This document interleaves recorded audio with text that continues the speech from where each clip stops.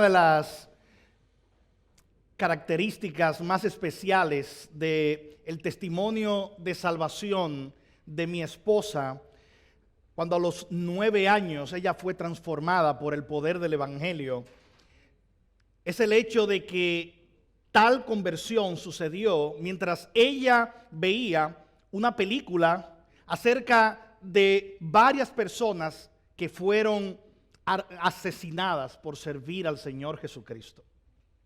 ¿Cómo funciona en la mente de un niño de 9 años el ver a personas morir por la causa de Cristo, mientras al mismo tiempo sentirse compelida, convicta de sus pecados, siendo apenas una niña de 9 años?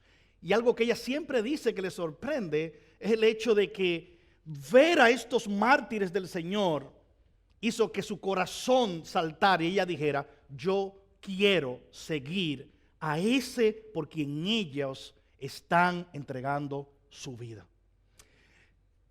Qué poderoso misterio incluye el ver una vida llegando hasta el punto de proclamar su fe, hasta este nivel de incluso entregar esa propia vida porque entiende que Cristo es más valioso que cualquier cosa en el universo.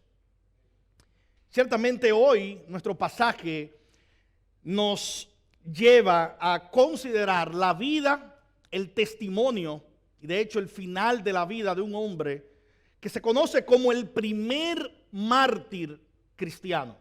Su nombre, Esteban. Y lo que vemos en este pasaje que hemos de estudiar en esta mañana, comenzamos en el versículo 8 del capítulo 6 hasta el capítulo 8, es cómo el Evangelio es un testimonio imparable.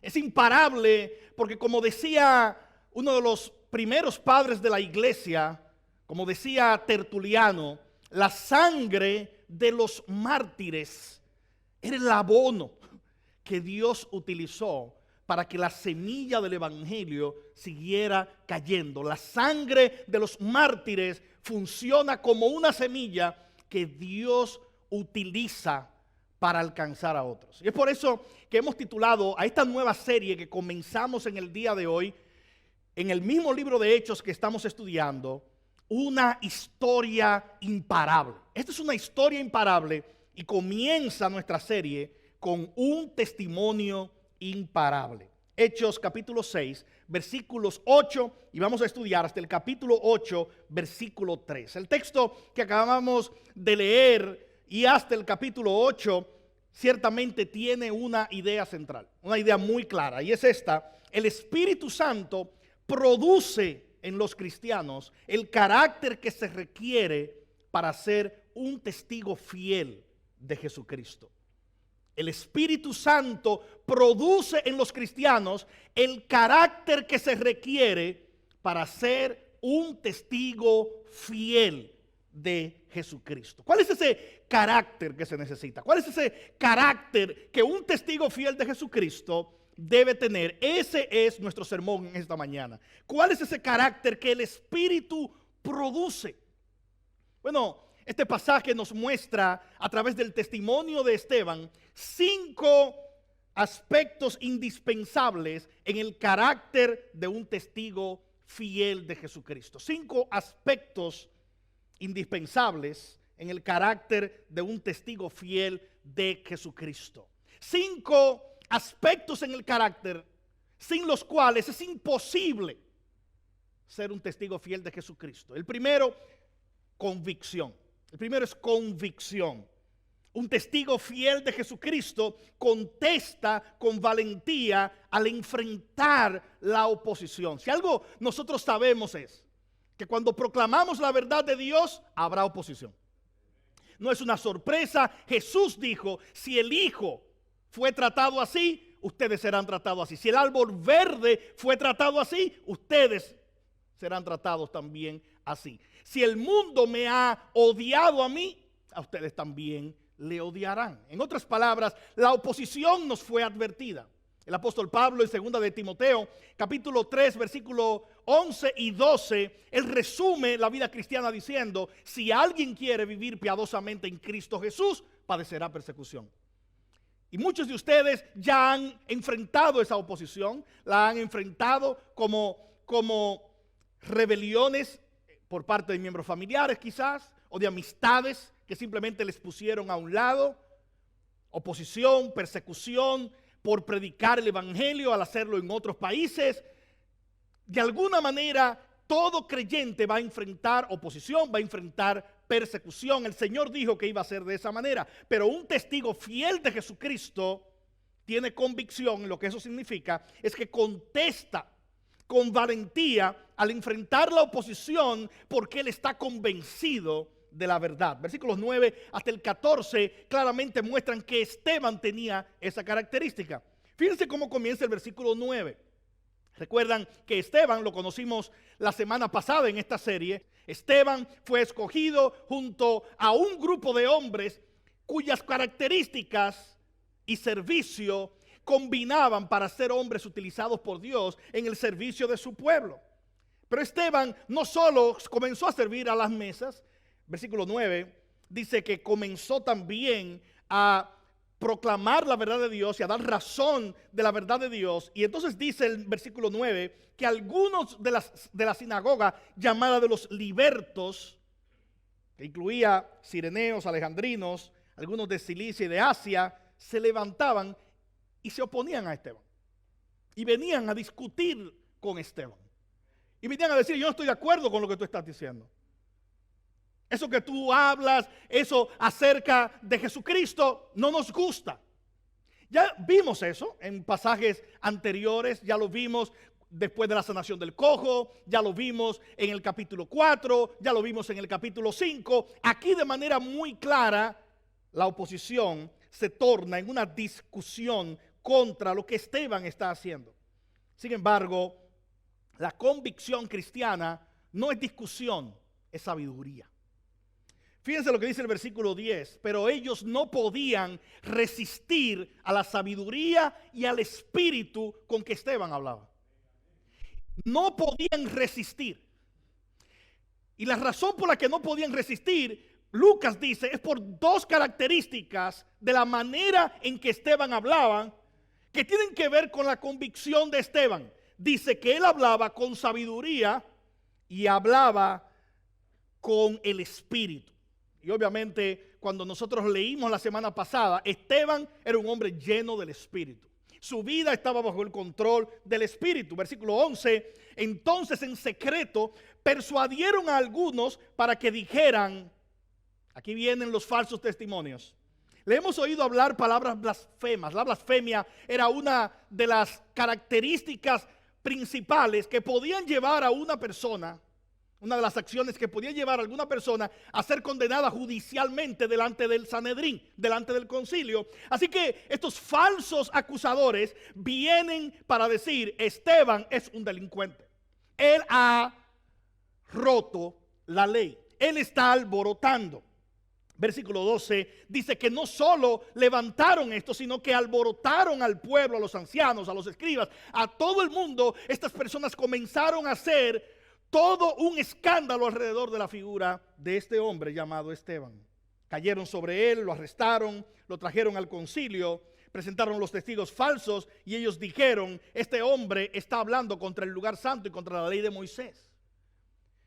¿De qué va esta acusación? ¿Qué significa esta acusación? Básicamente es blasfemia delante de ellos la acusación, porque tanto el templo, el lugar santo para ellos, y la ley dada por Dios a Moisés representaban el carácter de Dios delante del pueblo. El templo representaba la presencia de Dios en el pueblo, la ley representaba el gobierno de Dios sobre el pueblo. La acusación es muy seria y es: este hombre está hablando contra Dios. Este hombre se ha levantado contra todo lo que le da sentido a nosotros como pueblo. Esa es la acusación que le están haciendo a Esteban. Versículo 14, la acusación concluye diciendo: le hemos oído decir que este nazareno, Jesús, destruirá este lugar y cambiará las tradiciones que Moisés nos dejó. Sin embargo, acusación tras acusación, El título con lo que Lucas corona esto es: no podían resistir a lo que Esteban decía. La palabra de Dios en la boca de Esteban, en la vida de Esteban, la sabiduría de Dios en Esteban era tal que callaba la boca de aquellos que lo acusaban. Un testigo fiel del Señor es dotado de la convicción que el Señor da, de forma tal que no importa la fiereza de la oposición, ella no puede resistir la presencia del Espíritu en un hombre o en una mujer llamada por Dios. Jesús habló de momentos como este. En Lucas capítulo 21, puede ir en su Biblia, Lucas capítulo 21, versículos 12 hasta el 15, Jesús había profetizado que esto pasaría. En Lucas 21, versículo 12, Jesús dijo: a ustedes les echarán mano y los perseguirán, entregándolos a las sinagogas y cárceles, llevándolos ante reyes y gobernadores por causa de mi nombre. Verso 13, esto les dará oportunidad de testificar. Por tanto, propónganse en sus corazones no preparar de antemano su defensa, porque yo les daré a ustedes palabras y sabiduría que ninguno de sus adversarios podrá resistir ni contradecir. Hermanos, este es un cumplimiento exacto de lo que Jesucristo dijo. Jesús dijo: por causa de mí serán llevados ante las sinagogas. No preparen el bosquejo del sermón que ustedes van a predicar allá. Yo pondré mi palabra en ustedes y entonces ellos no podrán resistir la sabiduría que yo les daré. Eso es exactamente lo que Esteban ha manifestado frente al concilio. Esteban se pone de pie y su convicción es tal que ellos no pueden resistir. Hermanos, como cristianos nosotros tendremos momentos de mostrar nuestras convicciones.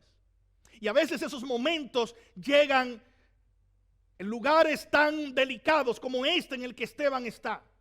Y en la historia de la iglesia hemos visto a creyentes pararse frente a reyes, frente a cortes, frente a personas que decían tener la vida de ellos en sus manos. Y ante todos esos escenarios, la sabiduría y el poder del Espíritu ayudó a los verdaderos creyentes a proclamar con convicción la fe que el Señor le había dado. Pero no necesitamos llegar a una corte o ante un rey, ante un gobernante, para que nuestra fe sea retada, para que nosotros tengamos oposición. Esa oposición muchas veces y esos momentos para mostrar la convicción a veces son para ti, joven, en tu escuela. Cuando un profesor se pone de pie y lanza acusaciones contra el cristianismo, descrédito al cristianismo, ataques contra tu fe, ataques contra el Señor Jesucristo. La convicción cristiana nos lleva al punto de que nosotros no vamos a callar si alguien ataca al Señor Jesucristo.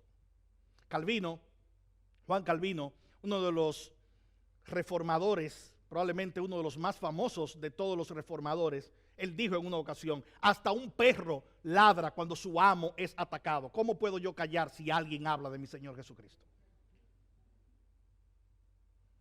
Esteban no puede quedarse callado.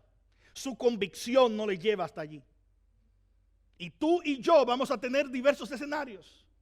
Para ti puede ser la escuela, o puede ser compañeros de trabajo que se burlan de la fe cristiana, o pueden ser familiares que vienen contra ti a tratar de desacreditar el mensaje que tú proclamas o simplemente apartarte de todo el grupo. La convicción cristiana demandará no solo que te pongas de pie muchas veces, sino que permanezcas firme y proclames la verdad de Dios. Un testigo fiel de Jesucristo tiene convicción. Así que Esteban tiene esa característica, ese aspecto del carácter llamado convicción que todo testigo fiel tiene. Pero hay un segundo aspecto del carácter que el Espíritu produce en aquellos que han de ser testigos fieles de Jesucristo. No solo convicción, el Espíritu produce consagración. El Espíritu produce consagración. Un testigo fiel de Jesucristo camina en el poder de Dios. Camina en el poder de Dios, no en su propio poder. En otras palabras, la sabiduría Y la obra del Espíritu en Esteban no es algo sucediendo simplemente en este momento. Esteban es una vida entregada al Señor. Él ha sido apartado por el Señor, él ha sido cubierto por la obra del Espíritu, él no depende de sus propias fuerzas, por lo que como testigo fiel de Jesucristo, él camina en el poder de Dios, no el suyo. Y por eso es que en el versículo 8, Lucas lo describe como lo ha hecho anteriormente con los 7, él lo describe como Esteban, un hombre lleno de gracia y de poder. De hecho, ese poder era manifiesto porque al igual que los apóstoles, él hacía grandes prodigios y señales entre el pueblo. Y es maravilloso porque lo que está diciendo aquí de manera bastante clara es que no solo los apóstoles habían sido llenos del poder de lo alto, sino también hombres como Esteban.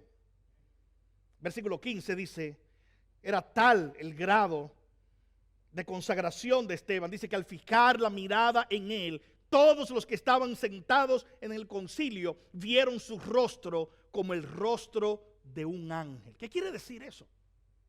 Recuerda, las dos acusaciones que le hicieron a Esteban fueron: él está en contra de el templo, del lugar santo, para ellos, como ellos lo entendían, y está en contra de la ley de Moisés.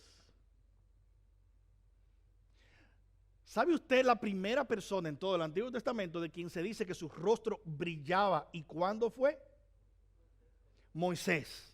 Así que de manera dramática lo que el Señor está haciendo con Esteban es mostrando, él no es el que está opuesto a la ley de Moisés. Él está aquí puesto por el mismo Dios que llamó a Moisés.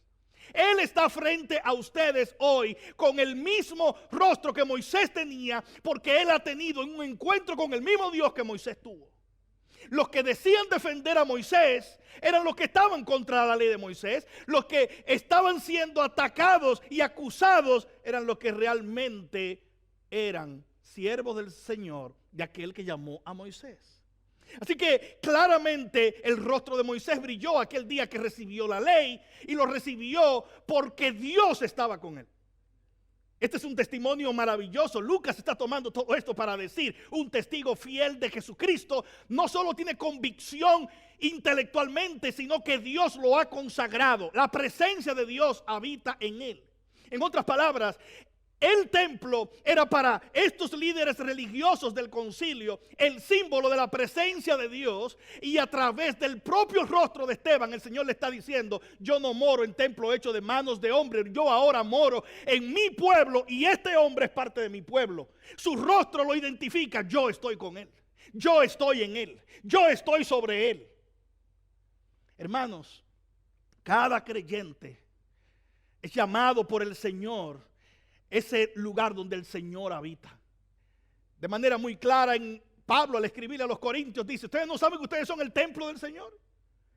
Ustedes no saben que el Señor habita en ustedes.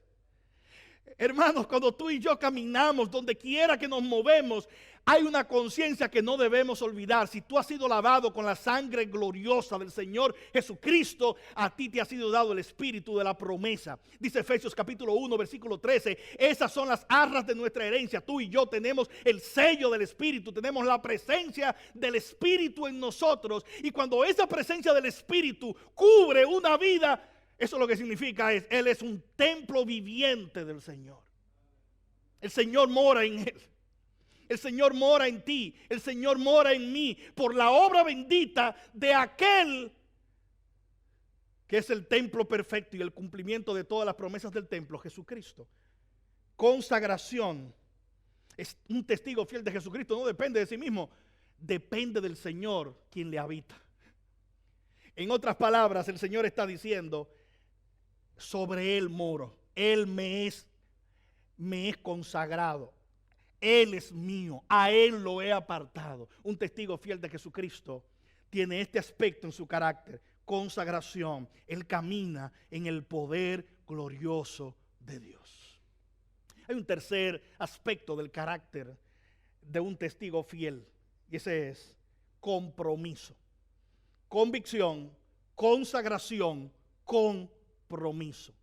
Convicción, consagración, compromiso. Un testigo fiel de Jesucristo compromete su vida a la palabra de Dios. Compromete su vida a la palabra de Dios. Si alguien puede preguntar, ¿y cómo ellos son líderes religiosos y habían perdido completamente de vista lo que está sucediendo? Simplemente esto, ellos no entendieron la palabra de Dios. ¿Recuerda a Jesús? Jesús le dijo, ustedes escudriñan la Escritura, ustedes viven en eso, porque en ellas hay vida eterna. Pero ustedes no entienden la Escritura porque ustedes no quieren venir a mí para tener esa vida. En otras palabras, Jesús dijo, esas Escrituras tienen un claro propósito y es apuntar hacia Jesucristo. Cualquiera que lee las Escrituras, si la lee como simplemente un manual de vida, él no está entendiendo completamente las Escrituras. Si la lee simplemente como un conjunto de códigos morales, eso es lo que es la Biblia, él no está leyendo bien las Escrituras. Cualquiera que está leyendo la Escritura y su conclusión es, este es un buen libro, me encanta porque tiene buenos consejos, pero no más que eso, no está leyendo bien las Escrituras. Estos líderes religiosos habían leído las Escrituras y ellos no entienden el escenario que está allí. Pero Esteban se lo va a explicar. Y lo que viene ahora es el discurso más largo de todo el libro de Hechos. Esteban se pone de pie. Y como alguien ha dicho, el acusado ahora se convierte en el fiscal. El acusado ahora se convierte en quien acusa. Y le dice, ustedes vinieron a juzgarme a mí. Yo ahora voy a abrir la Biblia delante de ustedes y van a ver a Dios juzgándolo a ustedes. Porque un testigo fiel de Jesucristo tiene compromiso con la palabra de Dios. Hermanos, nosotros no abrimos esto aquí por deporte cada domingo. Cuando nosotros abrimos este libro que está aquí, nosotros lo abrimos con la convicción, con la certeza de que esta es la palabra de Dios.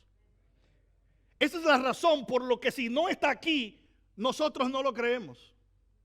Si no es demostrado por las Escrituras, nuestras conciencias no tienen que estar atadas.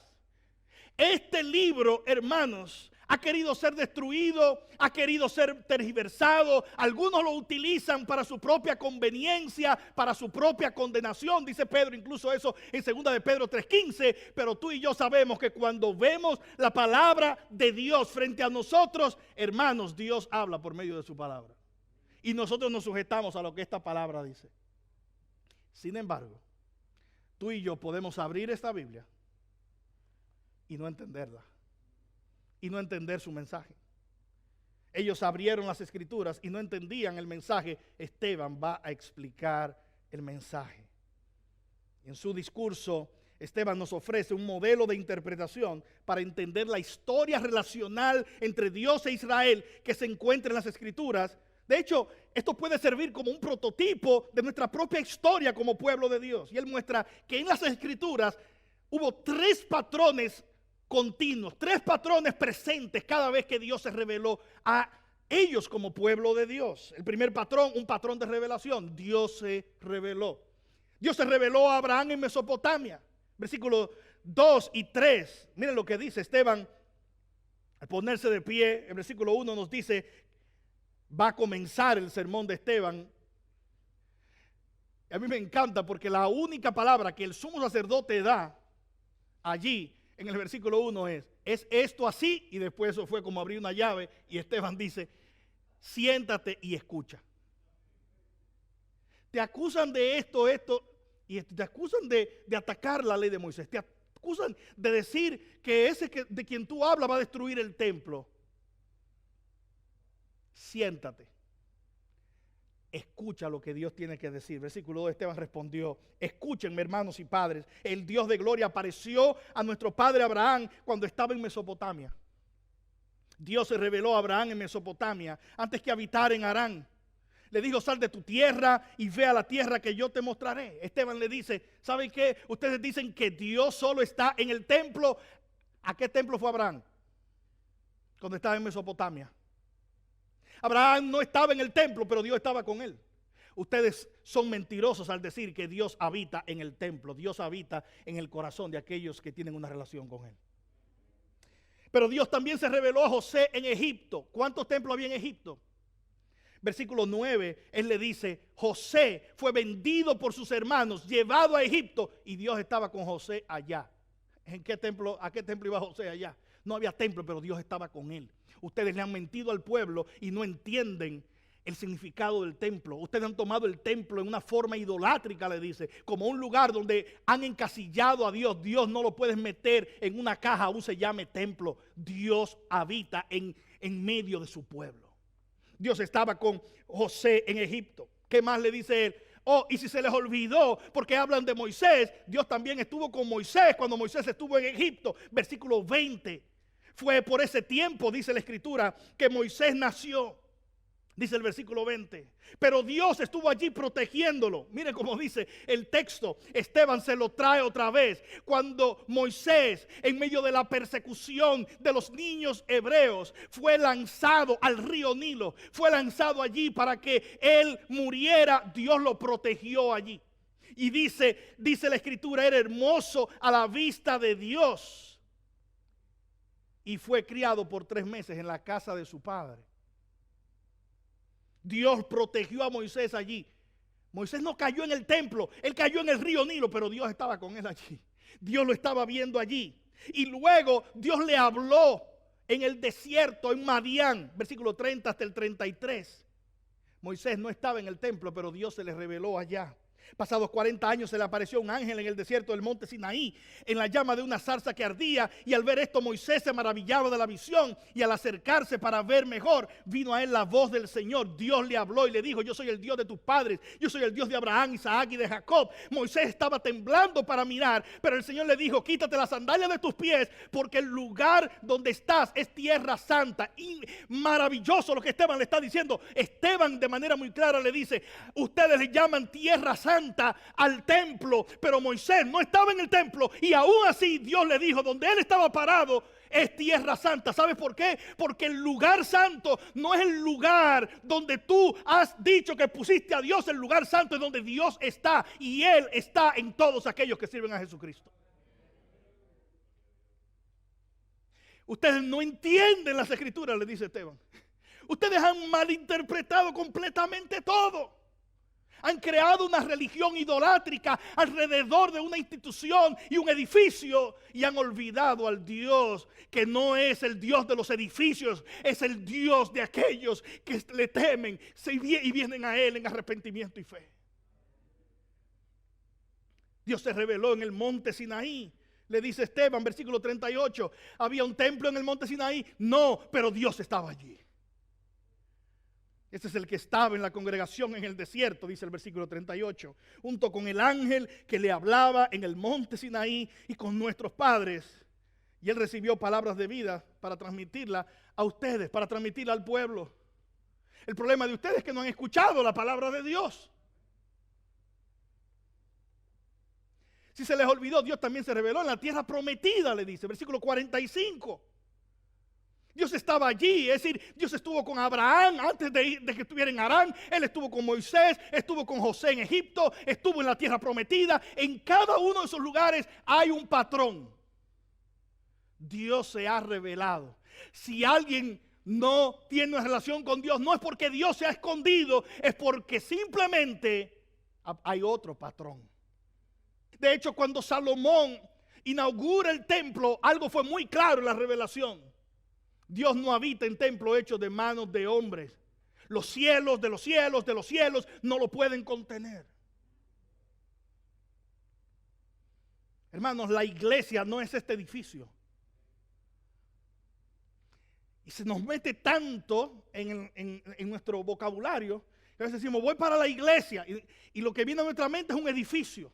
Hermano, la iglesia no es un edificio. La iglesia es el conjunto de creyentes que ha sido lavado con la sangre de Jesucristo y en los cuales el Espíritu de Dios mora como testimonio de que ellos son el pueblo de Dios.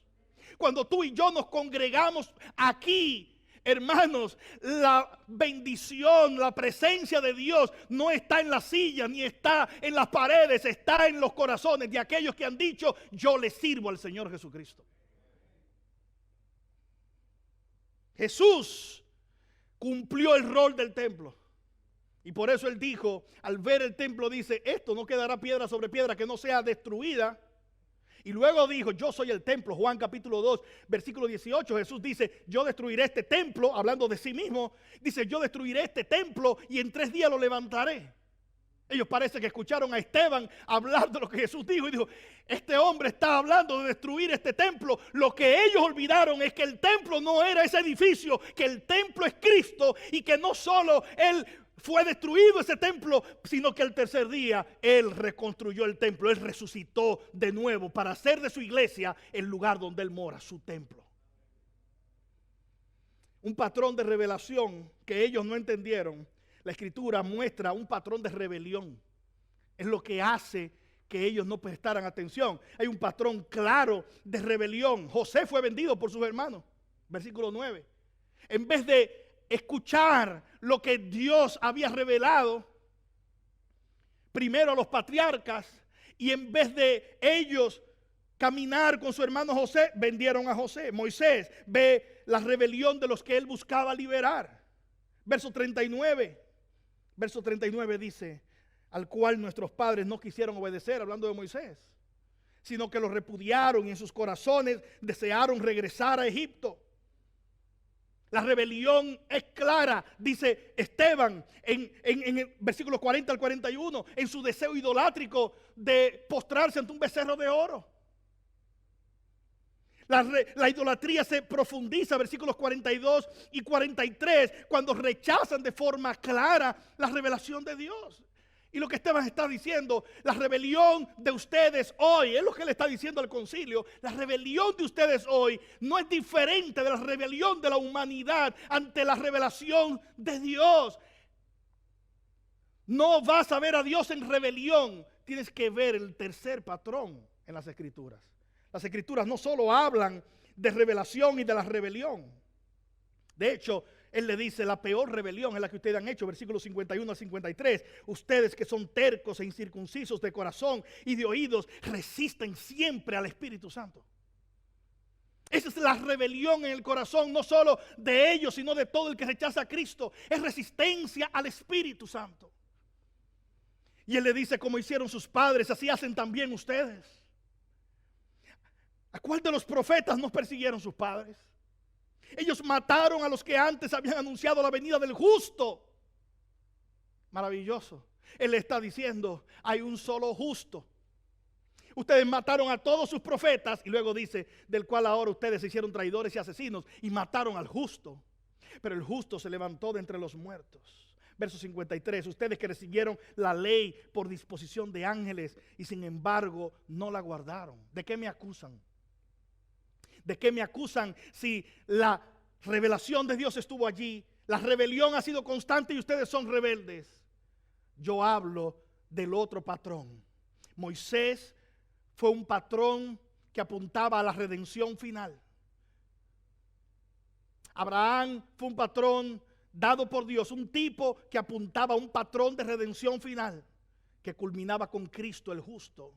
Pero ustedes han rechazado aún a Cristo. Tres patrones que vas a ver siempre en la Escritura. Dios se revela, ser humano se revela, pero Dios muestra redención en Cristo Jesús. Y libera y redime a aquellos que se arrepienten y creen. Dios levantó a Abraham, a Moisés, a David, y el clímax es Cristo el justo, como dice el versículo 52. Hermano, si tú no lees las Escrituras lleno del Espíritu, tú nunca vas a poder entender la palabra de Dios. El miércoles estuvimos estudiando y uno de los pasajes más característicos de todo el Evangelio de Lucas es Lucas 24, versículos 44 y 45, donde de manera muy clara Jesús se reúne con sus discípulos luego de resucitar. Interesante. Luego de resucitar, luego de 3 años y medio ellos habían estado con Cristo. Y dice la palabra de Dios, entonces Él les abrió la mente para que pudieran entender las Escrituras.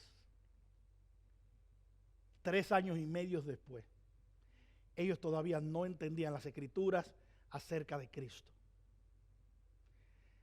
Dios tiene que abrir la mente del pecador para que él pueda ver las Escrituras. Esteban dice, el gran problema de ustedes es que han resistido al Espíritu de Dios, que es el que abre las mentes para que puedas entender su Escritura. Han resistido a Jesucristo, aquel de quien el Espíritu da testimonio, y por eso ustedes no entienden las Escrituras. Dios los ha endurecido porque ustedes se endurecieron. Al resistir, Dios los endurece. ¿Qué lección tiene esto para nosotros? Hermano, hermana, aprende la palabra de Dios. Ora delante del Señor, dile: Señor, dame entendimiento de tu palabra. Señor, yo quiero entender tu palabra, pero estudia la palabra de Dios. No bases tu vida cristiana en mensajitos de Facebook. No bases tu vida cristiana en pedacitos de predicación que tú ves en YouTube. En pequeñas citas clichés de libros o de predicadores del momento. Aprende la palabra de Dios. Estudia la palabra de Dios. Lee la palabra de Dios, estudia la palabra de Dios, escucha la palabra de Dios, memoriza la palabra de Dios y medita la palabra de Dios. Son las 5 acciones que muestran un compromiso con la palabra de Dios en un creyente. Él lee la palabra, él estudia la palabra, él escucha la palabra, él memoriza la palabra y él medita en la palabra de Dios. Preocúpate por aprender la palabra de Dios, por digerir la palabra de Dios. Y yo no estoy diciendo que los libros, un buen libro no es bueno. Sí, lee todo eso, pero que eso no sustituya tu tiempo con la palabra de Dios. Un libro es un libro. No es inspirado, es un libro escrito por un ser humano. Lee la palabra de Dios en oración con otros creyentes.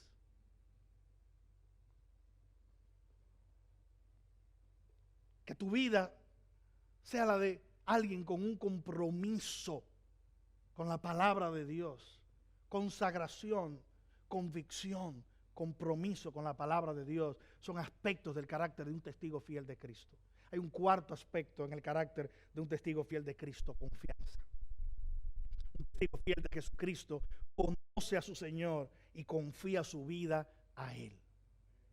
No al principio de su vida cristiana, en toda su vida cristiana. Al principio, en el medio y al final. Versículos 54 y 59. ¿Cómo tomaron ellos las palabras de Esteban? Verso 54. Al oír esto se sintieron profundamente ofendidos. ¿Qué es lo que tú estás diciendo? Era tanto que dice que crujían los dientes contra él. ¿Usted ha visto esas fieras? A veces un perro con la rabia.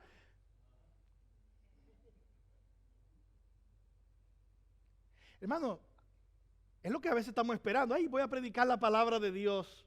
Y estamos esperando sonrisa. Pero no sacaron los dientes para sonreír, ¿eh? Querían morderlo a Esteban. Rabia. Ofendidos, crujían los dientes contra él. Pero recuerden, un testigo fiel tiene la valentía que Dios da. Verso 55, pero Esteban, lleno del Espíritu Santo, dijo: yo no voy a fijar mis ojos en los dientes de ustedes. Fijó los ojos en el cielo y vio la gloria de Dios y vio a Jesús de pie a la diestra de Dios. Hermano, hay varias interpretaciones de este pasaje. Un comentarista ha dicho: hay tantas opciones que pudiéramos tomar. ¿Por qué Jesús está de pie? Sabemos por la ascensión que él subió a los cielos y dice se sentó a la diestra del Padre. Pero cuando Esteban lo ve de pie. ¿Por qué Jesús estaba de pie cuando Esteban lo ve? La interpretación que abrazo sobre esto, de todas las opciones dadas por estudiosos bíblicos, pero al ver el texto, para mí la interpretación más clara de todo este pasaje, de todas las opciones, es esta. Ciertamente Jesús está a la diestra de Dios en la majestad de las alturas, como el Rey de Reyes y Señor de los Señores. Pero Jesús está de pie aquí, a punto de recibir al primer mártir, de darle la bienvenida por la eternidad a uno de los suyos. Es la figura de Apocalipsis. Es la figura de todos aquellos que viven para el Señor Jesucristo. Él los recibe. Él les da la bienvenida. Hermanos, porque te pueden tratar como un número en la tierra, pero para Cristo tú no eres un número, eres su hijo. Te pueden haber dicho, no tienes ningún valor, no eres nada, no eres nadie. Si sirves al Señor Jesucristo, eres su siervo. Y el rey se pone de pie para recibir a uno de los suyos. Y Esteban, lleno del Espíritu Santo, fijó los ojos en el cielo, vio la gloria de Dios. Hermanos, todo este pasaje no trata de Esteban, trata de la gloria de Dios en un hombre pecador, dándole la convicción, dándole el compromiso, la consagración y la confianza para que él pueda enfrentar la oposición, sabiendo que su rey está con él y lo recibirá pase lo que pase, porque nunca lo ha abandonado. Y dijo, veo los cielos abiertos y al Hijo del Hombre de pie a la diestra de Dios. Entonces ellos gritaron a gran voz y tapándose los oídos, se lanzaron a una contra él, echándolo fuera de la ciudad, comenzaron a apedrearlo. Y los testigos pusieron sus mantos a los pies de un hombre del cual no sabemos nada hasta este momento, pero que Lucas nos lo ha de presentar en este mismo momento. Ustedes han leído cartas tras cartas escritas por el apóstol Pablo, un hombre dotado por Dios, un hombre llamado por Dios, un hombre al que le debemos 13 cartas del Nuevo Testamento guiado por el Señor. Su nombre anterior es Saulo y Lucas lo va a presentar ahora. Mientras Esteban era apedreado, los testigos falsos pusieron sus manos, sus mantos, sus ropas a los pies de un joven llamado Saulo. Cuando usted lee la Biblia, no la lea corriendo.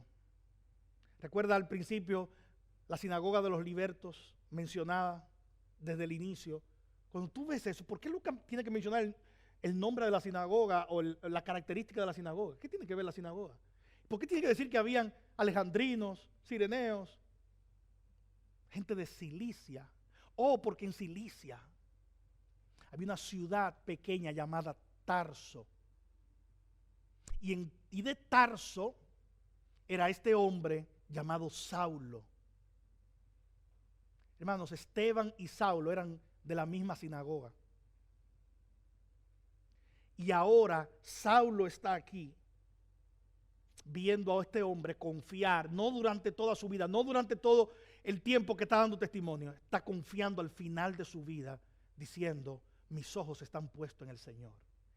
¿Tú quieres saber cuál es la descripción clara de un creyente? Un creyente es alguien que vive con sus ojos puestos en el Señor. Pero Esteban milagrosamente ve al Señor. Su confianza está allí en aquel que lo llamó. Hermanos, a veces al final de nuestro testimonio veremos conversiones, pero otras veces veremos persecución, veremos rechazo, veremos oposición. No te acongojes, no comiences a preguntar, pero yo habré explicado bien. Acuérdate, tú no transformas a nadie. Es el evangelio que transforma. En este caso, el resultado fue persecución y muerte. Pero esta porción también muestra que la confianza del creyente es en todo tiempo y hasta el final. Aún antes de las pedradas, aún en medio de las pedradas y aún después de las pedradas, el Señor nos sostiene. Y mientras lo apedreaban, Esteban invocaba al Señor y decía, Señor Jesús, recibe mi espíritu. ¿Quién dijo eso más en la Escritura? Cristo dijo eso en la cruz. Esteban no solo es un testigo fiel, él ha seguido las pisadas de su maestro. Hace un tiempo leí la historia de Anne Askew, una mujer que vivió durante el reinado de Enrique VIII, que no solo fue encarcelada por su fe, sino que fue torturada 25 años apenas. Torturada, quemada en la hoguera. ¿Cuál fue su crimen? Ella distribuyó literatura con versículos bíblicos. 25 años de edad, cuando fue martirizada, solo pudo haberle salvado la vida negar a su Señor y Salvador. Estas fueron sus palabras antes de la oferta de absolución a costa de renunciar a su fe. La cito: no vine aquí para negar a mi Señor y Maestro. Fin de la cita. Hagan lo que quieran. ¿Cómo puedes mirar la muerte así cuando tu confianza es clara de que el Señor te sostiene, pase lo que pase? Así que confianza es clara. Apocalipsis 12:11 dice: ellos, hablando de aquellos que dan su vida por el Señor, ellos lo vencieron por medio de la sangre del Cordero y por la palabra del testimonio de ellos, y no amaron sus vidas, llegando hasta sufrir la muerte. La quinto y último aspecto del carácter de un testigo fiel: compasión. Así termina este pasaje, en compasión. Un testigo fiel de Jesucristo clama con compasión por los perdidos. No importa que sea el principio de su ministerio o vida con el Señor, no importa que sea en el medio, al final también, aun cuando le apedrean. Versículo 60 dice: cayendo de rodillas, clamó en alta voz: Señor, no le tomes en cuenta este pecado. Hermanos, Cristo oró de esa manera también. No les tomes en cuenta este pecado. Hermanos, este es un testigo fiel. Este es el momento donde un ser humano normal en su carne agarra una de esas piedras y comienza a tirar para atrás piedras también. Él ora: Señor, no les tomes en cuenta este pecado. Nunca podrás ser un testigo fiel de Jesucristo si no amas a los perdidos. Si comienzas a discutir y pelear con los perdidos para ganar la discusión y no para verlos a ellos siendo transformados por el poder que te transformó a ti. Intercede por los perdidos. Tú quieres ver a alguien ser transformado por el Señor, comienza a interceder, ora.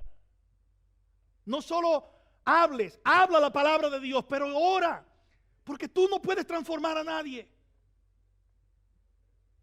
Todos nosotros tenemos personas en nuestra familia que tú dices: ese no se va a convertir nunca. Cuando tú lo evalúas en tu carne. Pero acuérdate, es Dios quien transforma, y la transformación de un alma es un milagro de Dios. Intercede por ellos, llora por ellos, aun cuando te rechacen a ti, rechacen el mensaje, y aun cuando vengan contra ti, como en el caso de Esteban. Dice: habiendo dicho esto, durmió. Versículo 1, recuerdan a Saulo. Y Saulo estaba de completo acuerdo con ellos en su muerte. En aquel día se desató una gran persecución en contra de la iglesia en Jerusalén, y todos fueron esparcidos por las regiones de Judea, Samaria, excepto los apóstoles. Hermanos, Dios utilizó la muerte de Esteban como una manera de esparcir el evangelio. Vino la persecución y ellos comenzaron a correr a todos lugares, y a cada uno de esos lugares, y lo vamos a ver las semanas que siguen, cómo el evangelio comienza a llegar a lugares que ellos no planificaron, pero que Dios sí planificó. Esteban fue sepultado, lloraron a gran voz por él. ¿Cómo concluye este texto de hoy? Pero Saulo hacía estragos en la iglesia, entrando de casa en casa y arrastrando a hombres y mujeres, los echaba en la cárcel. Saulo estaba allí. Y tú y yo, que ya sabemos la historia, sabemos que ese hombre llamado Saulo, que luego es llamado el apóstol Pablo, fue un hombre que Dios transformó. Ten compasión por aquellos que se oponen, porque Dios los puede transformar. Dios los puede cambiar. Te cambió a ti. Saulo, luego sabríamos algo. Pablo nunca olvidó ese momento. Nunca olvidó ese momento. Y él escribió en Hechos capítulo 22, cuando enfrentó al pueblo en Jerusalén, en Hechos 22, escuche estas palabras. Dice, cuando regresé a Jerusalén, Hechos 22, él está narrando su testimonio. Dice, entonces yo dije, Señor, ellos no van a querer recibirme. Ellos saben quién soy yo. Ellos saben que yo estuve allí en el complot de los que mataron a tu hijo Esteban. Oiga lo que dice Pablo. Años y años y años después, años y años y años después, él no podía olvidar lo que tú y yo acabamos de leer en esta mañana. Y él dice, entonces yo dije, Señor, ellos saben bien que en las sinagogas, una tras otra, yo encarcelaba y azotaba a los que creían en ti. Verso 20.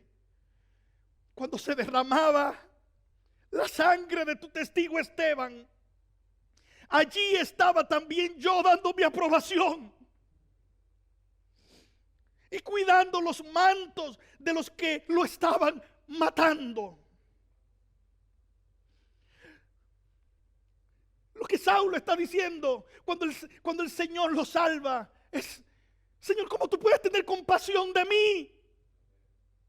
Si de tu testigo fiel, aquel día yo estaba allí y yo era parte de los que fueron responsables de su muerte. Yo estaba allí. ¿Cómo tú tienes compasión de mí? Hermanos, Dios no solo respondió la oración de Esteban, Señor, no le tomes en cuenta este pecado, sino que Pablo fue objeto de la compasión gloriosa de Dios. Hermanos, ¿por qué Esteban tenía compasión de aquellos que lo estaban apedreando? Por la misma razón que tú y yo debemos tener compasión de todos los que se pierden, porque Dios había tenido también compasión de Esteban. Dios había tenido compasión de él como la ha tenido tuya y mía. La compasión es lo justo, porque tú y yo hemos sido objeto de la compasión de Dios.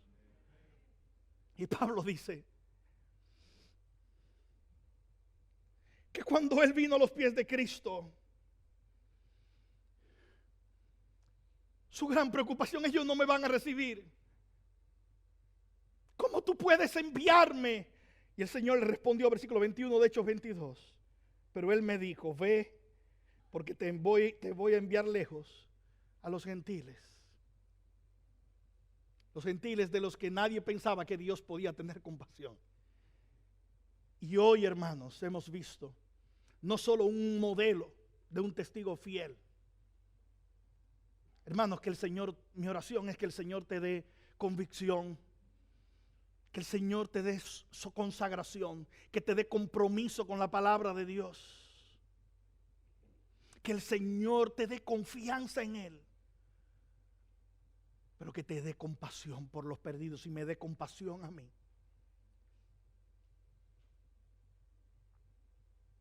Hermanos, nunca este mensaje será predicado con más fuerza que cuando la compasión del Señor lo cubre, porque Dios es un Dios de compasión. Que el Señor nos ayude a ser testigos fieles y no quedarnos callados. Que el Señor produzca en nosotros este carácter que hemos visto hoy, que no solo era para Esteban, es para todo aquel